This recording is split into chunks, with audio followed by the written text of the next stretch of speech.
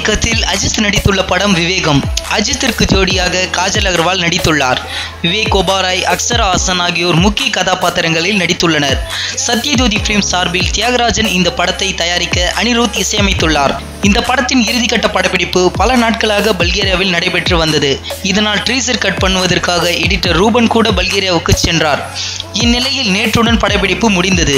பூசணிக்காய் கூட உடைத்து விட்டார்களாம். விரைவில் சென்னை திரும்புகிறது விவேகம் படக்குழு. இந்த வீடியோ பிடிச்சிருந்தால் லைக் பண்ணுங்க. விவேகம் படத்தை பத்தின கருத்துக்களை கமெண்ட்ல போஸ்ட் பண்ணுங்க. மேலும் இது போன்ற பல சுவாரஸ்யமான தகவல்களுக்கு சினிமா நியூஸ் அப்டேட்ஸை மறக்காம சப்ஸ்கிரைப் பண்ணுங்க.